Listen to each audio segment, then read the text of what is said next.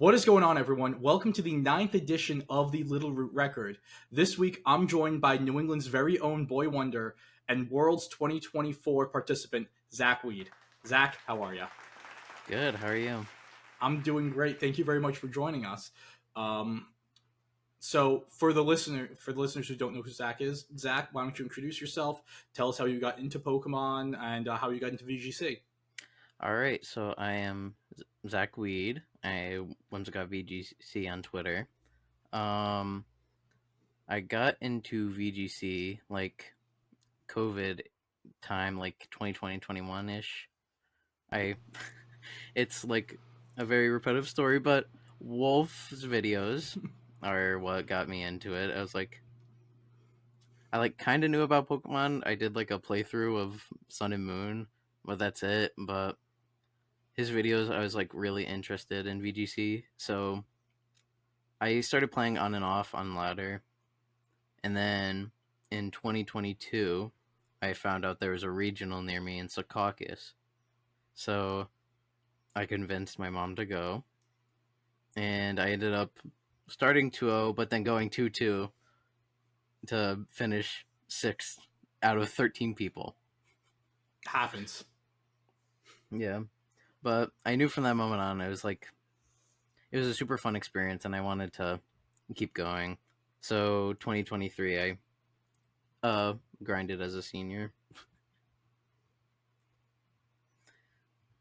and And yeah, then sorry. Oh, I was going to say, and I know as a senior, you qualified last year for Worlds as a senior. I believe that I correct me if I'm wrong. I believe you won a few events as a senior last year. Yeah, I won Charlotte as a senior, which was the biggest regional for seniors of the year. It was like 32 players or something. But I won with a Terrabug Sandy Shocks. Yeah, it's I think Sandy shot a lot of success or lack of success with certain players with using Sandy shocks in the New England area. I for one, I put it in the ladder once. I thought it was going to be an unbelievable Pokemon. I was all in on it in Red B, and I just couldn't figure it out. I was not successful with it at all. And yeah, so going into it, you are a top level senior, and this season was your first year of Masters. So unlike some of the other first year players we've had in the show, you really weren't a rookie in the sense of this was the first time you ever played VGC. You were a rookie in the sense of this is my first time against the big boys. Like the jump from seniors to masters is a massive jump, and if we want to start like we can talk through some of your earlier tournaments if you want to share your thoughts. I'd say the first one, of course, is Pittsburgh, which was your the first tournament of the season. That was your first Masters event. How like what prep did you do going into it? Was there any different prep, and like how did it feel going from a seniors level talent tour to, of course, a Masters level tournament? So going into Masters, I wasn't like super confident that I was gonna do very well. I was like, maybe I can get a day two here and there, but I would be fine with just like doing okay, like 6 threes and stuff. So I was very nonchalant about my prep. I kind of just went off of vibes. I like sent the team to basically anyone that would look at it, and so I based the team off of Joe UX9's Worlds team, the whole Thunderous stuff. But I thought Wo-Chen's bad, so I put on a Rillaboom, and then used one of my calling cards, Baxcalibur, and then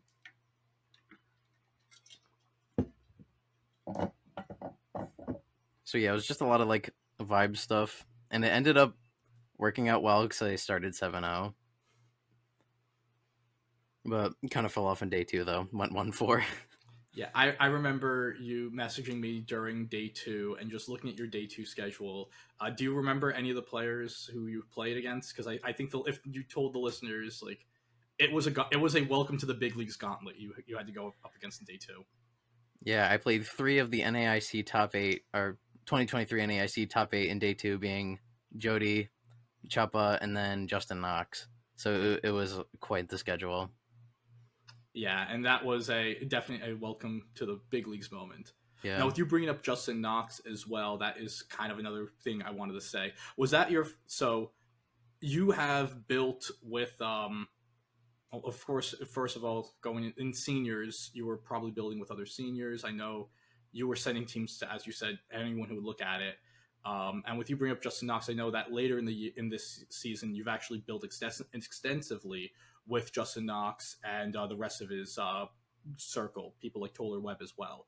Um, at that so after Pittsburgh, at that point, is that when you started building with this group or these higher level players because you got your name on the map with this day two, or did that just grow organically? So it was pretty funny. Before the event, I joined Justin's Discord server, and like I snuck into his DMs, like asking about a screens team or something, and then just started talking to him from there. And he actually like somewhat helped on my Pittsburgh team because I was between a Heatran or an Arcanine to put on my team, and he said no, go Heatran, and it was like the best Pokemon on my team. So I have him to credit for that. But after the event, like he knew I did well at the event You played since I them. was both in his Discord server and since I played him in day two. So um sorry. No so worries.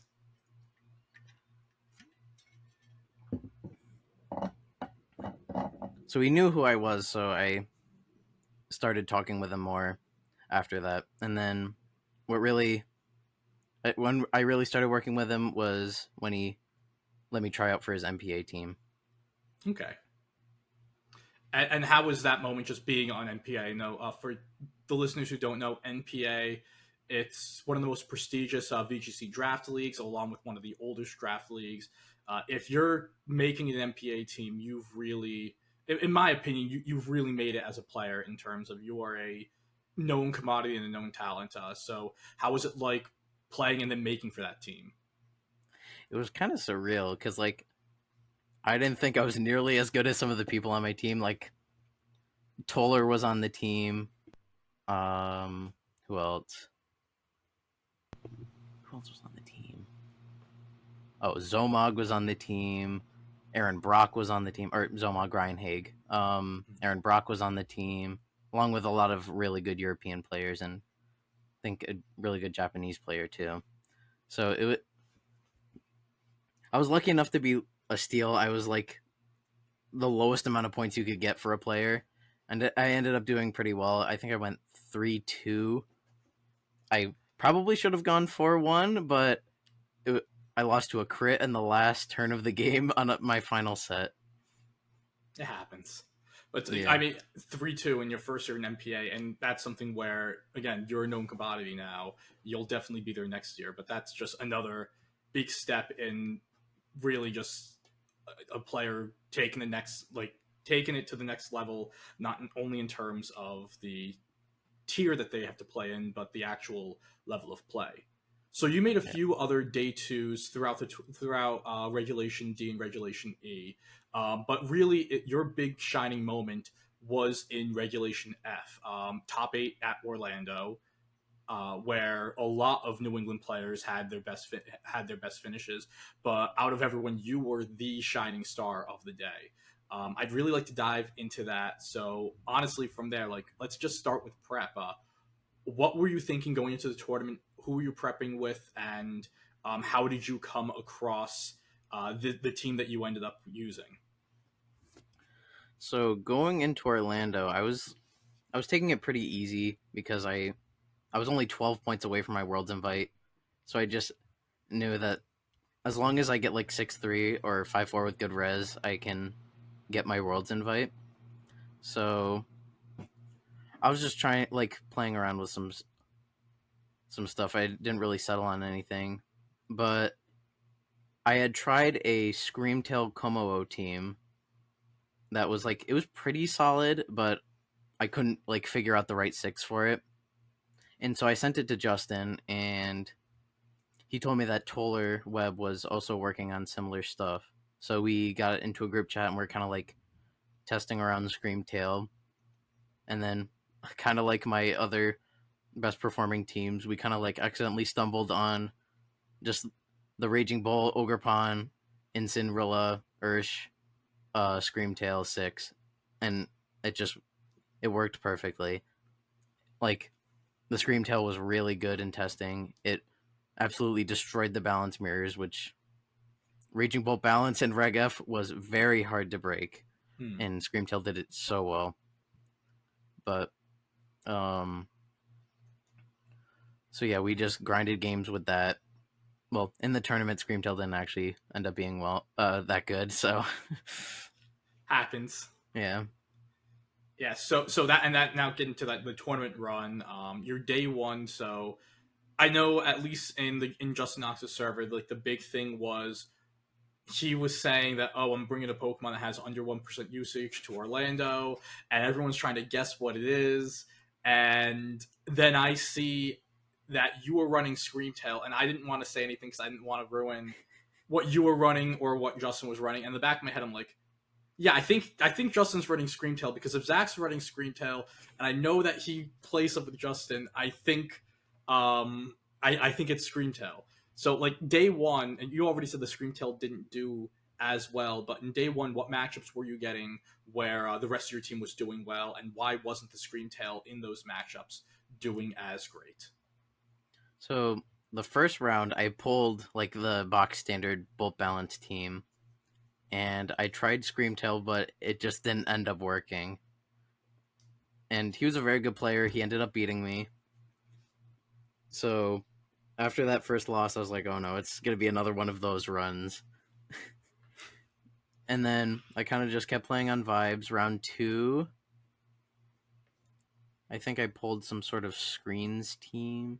Oh wait, no, I played like a Tornursh team, and the guy was pretty new, so it was a pretty quick set. And then I played like two screens teams, which Screamtail was like okay into. I think I brought it one of the games, but it was really that core of Ogerpon, Rillaboom, and Urshifu that just did so well. You have like the fake outs and the swords dance and just really, really consistent damage and really consistent like defensive backbones. And then towards the end of the day, I played Blood Moon stuff, which my balance core helped with. The balance core just helped into everything. Yeah, I, and then Psy Spam, and yeah, it's a lot of screens and Psy Spam. I would have to pull up yeah. the full Take your run. time. While you're looking at that, if you want to just dive into some of the other things, you mentioned sword stance, you mentioned Urshifu. I'm assuming that it's Waterfu, or were you using single strike? It was Water Shifu, sorry So for not you clarifying. no worries, and then you were using the sword stance on your Ogrepon, or was it on the Urshifu? The Swords Dance was on the Ogerpon, so Okay, I could Swords Dance and then have a +2 Grassy Glide that kills most of the format. so you were running no Horn Leech and no Follow Me, or was it no Horn Leech, no Protect, or no Spiky Shield? It was Ivy Cudgel, Grassy Glide, Swords Dance, Spiky Shield. Okay, so you drop the Follow Me, you drop the redirection that Ogerpon usually runs, and you went for getting off these +2 Grassy Glides off of a really great typing and a really strong attack stat. That is a very different way of running the Ogerpon. I do know that people were running the Fire Pond with Sword Stance, but the Water Pond, I think the only one who was really doing the Sword Stance Water Pond was Wolf Glick at the time. And Oh, it was a Fire Ogerpon, sorry. oh, Fire Ogerpon. Okay, Sorry. I thought it was Water Pond for some reason. Jeez. Uh, Let me but go. yeah, so even then, getting the +2, being able to terrestrialize and go +3 with those grassy glides, Yeah. that's pretty nutty.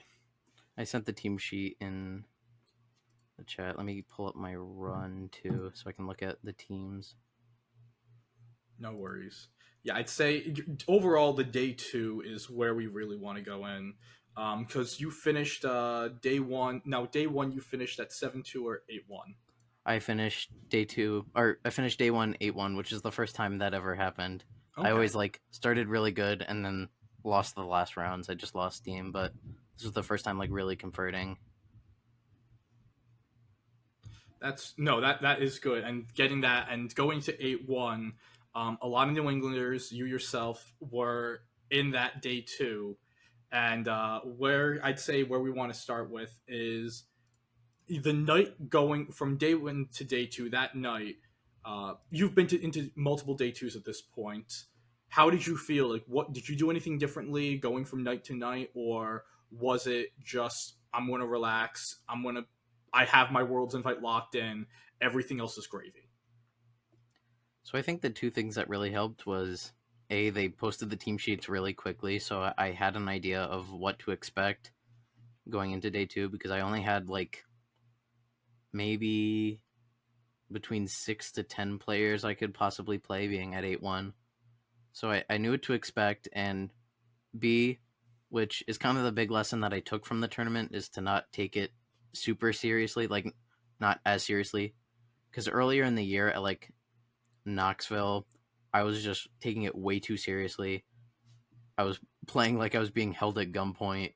Like I I was just so stressed and so nervous the entire time that Orlando I just tried to relax and just took it one game at a time, which ended up being really successful for me. Okay, so just a more relaxed feel, and you're about to go in. So you start off day two. Who you're facing first, and what type sort of teams are you seeing? So the first person I played day two, I believe his name was Ezekiel Cordero, Zekrom Zeke, Okay. and he was playing a very similar team to me. It No was Screamtail, of course. yeah, no Screamtail, but the same kind of like AV Raging Bolt, Urshifu, Ogerpon, Incineroar kind of core. And that matchup ended up being really close. He won game one, and I just I tried to I adjusted game two, and then game three I believe was pretty in my favor. Okay. And throughout day two, like again, it was a very large tournament, so it was a longer day two. I believe it was a 6 round day two instead of 5 rounds. Is that Yeah, correct? 6 rounds. So as you're getting through, you keep on winning. Everyone in the New England Discord keeps on yelling, "Put Zach on stream! Put Zach on stream!" Yeah. At what point did you realize? Wait a second, I could actually cut right now. Like at what round were you thinking this could happen? So the round that I started thinking that was round 12 versus Stefan Mott, which was Okay, ironically, even though we're locals, the first time ever playing each other. really? Yeah, we've Okay. probably been to like 20 of the same locals and have always dodged each other, but Orlando was the first time we played. And it was a very tight 3 game set. I ended up winning, and that put me at 11-1. And I was like, wow, I might be able to get cut. Yeah, and so it was against so it was playing a New England local matchup is when in Orlando is when you realize that yeah, you actually might be able to make it.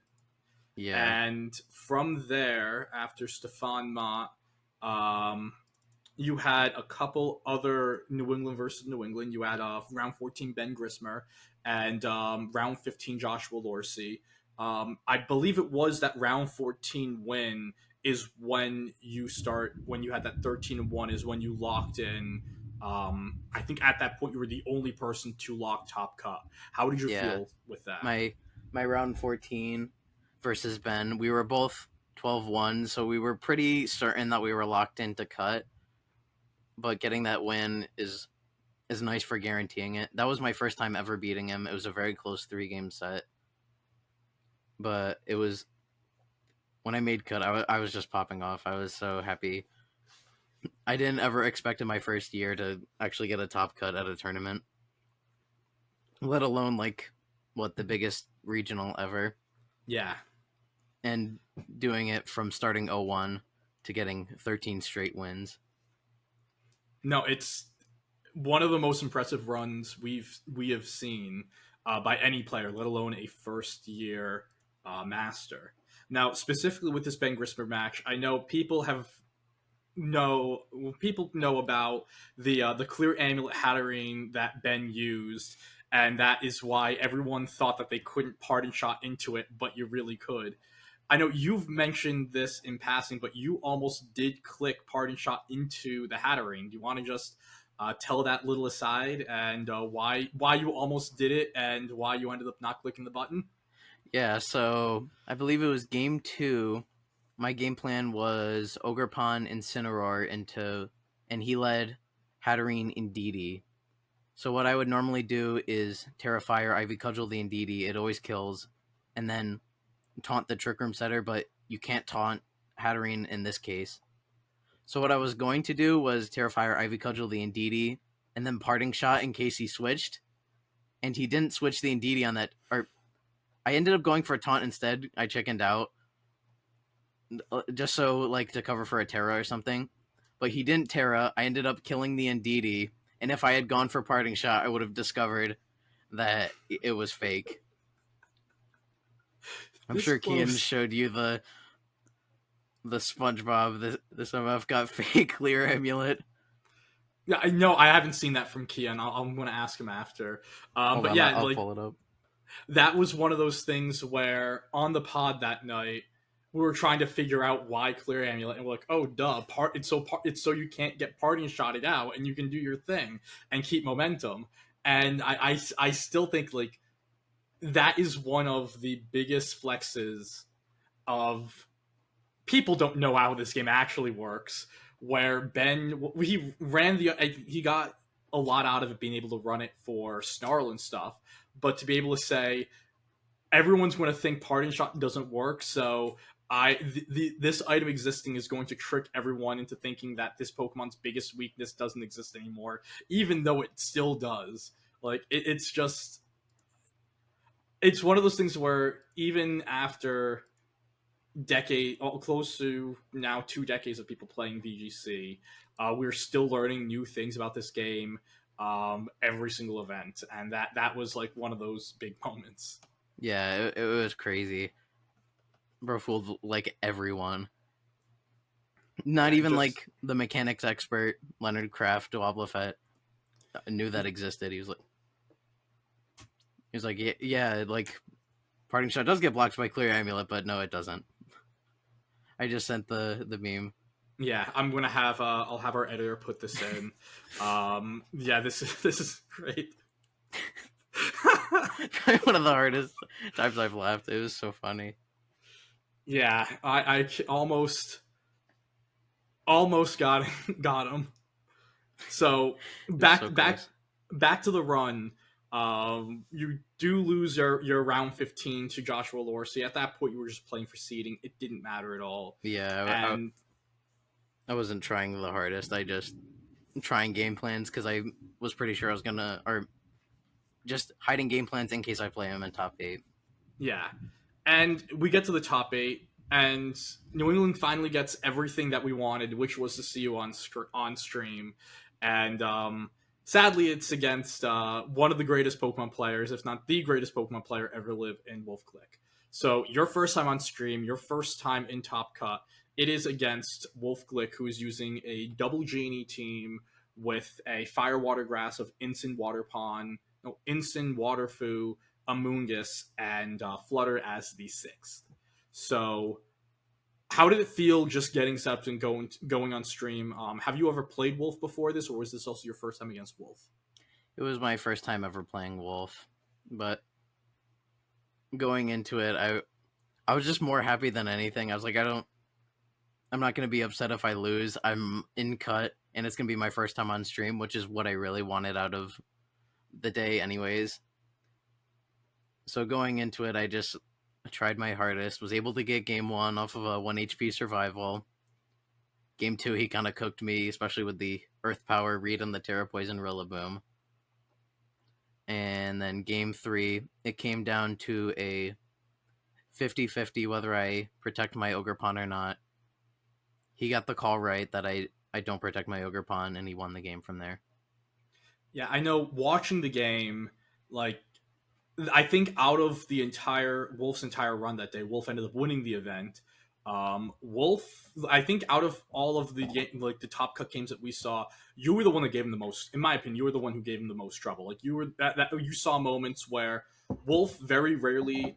I feel like at this point, Wolf very rarely shows like a lot of emotion during sets, because a lot of times like he's seen it before, he's very composed. I was seeing emotion from him like during your sets, like you were really bringing it all out from him.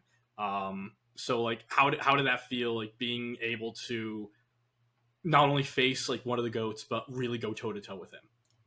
Yeah, I was really proud that I was able to make it so close. I knew going in that the matchup was like very even, if not slightly favored for me, and so I just had to play better than him to win, which obviously is a very hard task. Yes. Yes. Playing better than the best player in the world is like impossible. Yeah, and it also is when you look at a lot of the people who did win events, or in general this year. Riley Facteur has been playing forever. James Beck's been playing forever. Michael Zing has been playing forever, and also building teams that other people won events with. Same with guys like Giovanni Costo, of course, Wolf, Toller Webb, um, James Evans. Like all of these guys are playing with so much experience, and these are people who've been playing Pokemon longer than you've been, like playing VGC longer than you've been playing the franchise in general. So the experience is like the lack of experience is one thing on that, but to be able to really push someone with that experience advantage, that just, in my opinion, that just shows how much talent that you have in this game, where you can go up against someone that we all think is the best at this game and who's been playing Pokemon as long as you've been alive, pretty much. And saying, "Yeah, I can push you to game 3. I can make Wolf the usually stoic Wolf Glick. I'm going to make him emote during these games, and I'm going to pretty much play for a 50-50 call." It's, in my opinion, it was one of the highlights of the entire season, for me to be able to watch that. Yeah, it was definitely the highlight of my season. Just being Yeah, able to see all my friends like super excited for me and being able to see I finally made it and just putting my name out there finally. yeah. So from this point forward in your season, like again, your invite's locked in. I know you go to NAIC. Do you go to any other regionals after Orlando, or do you just take it easy? I was planning to go to Indy, but since I already went to so many events, my parents didn't want to go, which fair enough. I already went to 5 regionals and going to an international. Don't want to thin out the wallet too much. Yes, especially because you already have your ticket stamped at that point to go Yeah, to Hawaii. exactly. Yeah, and so, and with your NAIC run, New England did not have a great run. You did have a 6-0 to 6-3. That's all we have to say about it. We don't have to talk about what happened there. I'm not going to do that to you. I do have some other questions though, and these are questions that you're probably the only person on this pod that who's guested on this show can answer. So, what was the big difference going from seniors to masters that you felt? So I really think the big difference is the level of play and like the amount of reads that you can make, or the amount of reads and mind games that happen is way more in masters than it is in seniors. Like very often in seniors, besides the top players, it's very like one dimensional. These are the game plans. This is what's gonna happen. Whereas in masters, you can play the player a lot more. Okay, so yeah, so it goes from like a very like you can pretty much plan in seniors. You're saying you can pretty much plan out your flow chart, and as long as you follow the flow chart properly, you shouldn't be surprised at any of the other plays. Where a masters player, like they can throw a wrench in and make that change. Yeah. How And there's how also like the different types of teams that you see too. It's a lot more like hyper offense or like bulky offense in seniors, where there's a lot more like balanced teams and also a lot more weird stuff in masters. more weird stuff in masters? I mean, this is Like, coming from someone who won a regional in seniors with the Sandy Shock, so for you to say more weird stuff in masters. well, there is weird stuff in seniors, but it's more a lot of the most successful seniors have like connections to masters, or they'll just take a team that did really well in masters that's like fairly easy to play and just take that. But I've noticed I could be forgetting stuff, but I feel like I've played more like in my Orlando run. I played two screens teams, Psy Spam, Dozo, like all the weird stuff. Whereas in seniors, I was playing more. Well, I wouldn't say I was playing more standard stuff in seniors, just more like stuff that I knew was coming. I think so. Like maybe what you're saying, like in general, is um the weird stuff in Masters. It's like done with a purpose, really, and Yeah, it's like a different team. Okay, I can see that where it's not I'm using this Pokemon because I think it's a cool mon, and you win in spite of it. It's I'm I know why I'm using this Pokemon. Like with you with Screamtail, it plays a specific role on the team in doing the Encore Disable stuff that other Pokemon can't do. yeah. And so, okay, that makes sense. And players And are also better with the weird stuff. Like players like Ben Grismer, they can take a very weird team and just play it to perfection. that makes sense. In terms of like, how was the adjustment with the size and the stamina needed to go through these events? As you said, the largest regional that you were at in seniors was only 32 people, like 32 seniors, and even your smaller regionals that you would attend this year were hundreds of masters. How was it going from like 5 or 6 rounds of cut into a top eight in and then into 9 rounds of Swiss into a day two, and then into cut. Yeah, it definitely was a big adjustment. Like in in Pittsburgh, during most of my run, I was running off of mostly adrenaline, and then by the last two rounds, I couldn't keep up the momentum and lost the last two. Albeit one of them was to Riley, so like you can't You're complain about that. you're really good at losing to the eventual winners at these events. True, true.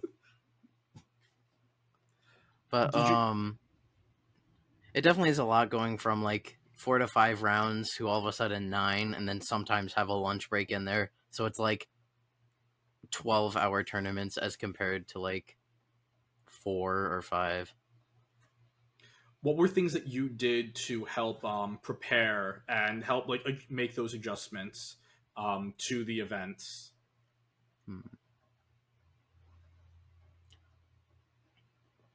I definitely like tried to focus in more and try to lock in more. But and later in the season, being able to talk to friends during rounds is just so important. It's a really big help. Just being able to like talk with people about the run and just have something to do while you're waiting for the next round. Yeah, the friend buff at regionals is the biggest buff. Yep. In my only regional run and best run, it was literally because I was able to go to Jay, Jess, and Dad, and figure like as you said, be able to talk matches through. Like on the lunch break, I just talked through how do I beat my like how do I win against like an Evelto matchup, and I was able to carry that through. So like the friends aspect is so important, and it just takes your mind off of the game, so you aren't thinking mons, or at least you aren't thinking specifically of all of your battles at all the time. Um, is Yeah, there for sure. is there anything that you miss about seniors? I definitely miss getting to play my friends. Okay. Like I have a friend, Joshua Robinson. He just won an AIC. We like build a lot of our teams together, and we would play each other like out of like the 4 or 5 tournaments that we both went to in seniors. I think we played each other at all of them. And while it was kind of sad, like giving a loss to the other, it was definitely really fun to play. And also, while I do like more rounds and getting to play more, getting done at like 3 o'clock as opposed to like 8 o'clock is it's pretty nice. God, and I thought I was the old man on this pod. You sound like someone who needs a nap already. So I could definitely see those things. So wrapping up, just a couple final questions.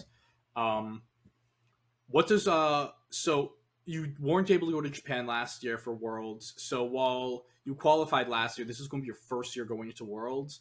As someone who got their invite and locked that in April and pretty much just had the entirety of the Worlds format to test for Worlds, what are your plans in terms of testing for Worlds? Like, how are you? Like, what have you already done? What do you plan on doing to stay on top of your skills and stay sharp, but also not burn yourself out before mid-August?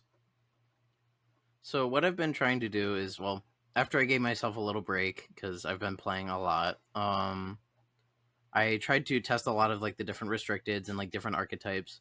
Like now is the best time to branch out and see what works and see what's could be good into the meta before I start honing in and seeing what I really want to use. But I think it's the big debate between comfort or like a big meta call for me because I've had successful meta calls this year, like Toronto, the Terra Poison King Gambit, or Orlando, technically with the Screamtail. But I think it's finding that balance between something I'm comfortable with and having something that people aren't necessarily as expected or expecting is is what I'm trying to accomplish. Okay. Now, for the final question, this is something I ask almost everyone. I forgot to ask Jacob, but I'm going to make sure, especially for you. So, along with being an amazing Pokemon player, Zach is also a culinary student and a damn talented one. So, Zach, what is your favorite thing to cook? Ooh, I get this question a lot. Hmm. It's a little early to tell, but I I make really good pretzels and I like making those. You should make some for the next event I go to. I know, I know. I keep debating like making stuff for the events, but I never get time to. Well, maybe this summer in between testing for Worlds, there are going to be some locals popping up, I would appreciate it, and I'm assuming the rest of New England would, but specifically me, I would appreciate it very much.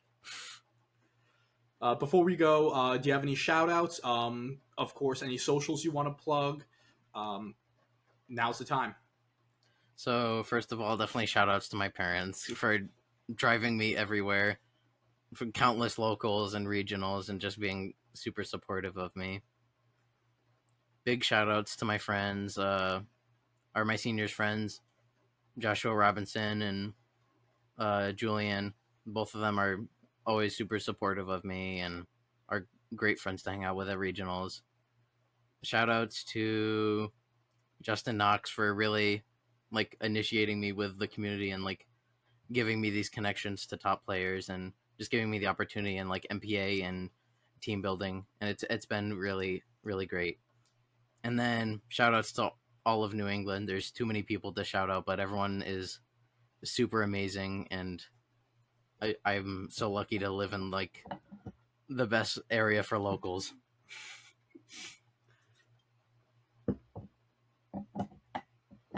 And where can people find you? You can find me at Whimsicott VG on Twitter. Okay. Well, thank you very much for joining. And listeners, thank you very much for listening in this week. As always, you can find us on our socials at LR Lessons on Twitter. You can find us on the YouTube page that you are currently watching this video on at Littleroot Lessons. You can also find all of our other wonderful videos, past interviews from the Littleroot Record, Jay's multiple draft league runs, where he's currently defending his crown in UDL. You have the podcast proper that comes out every Monday, not only on YouTube, but on all podcatchers such as Spotify and and Apple Podcasts.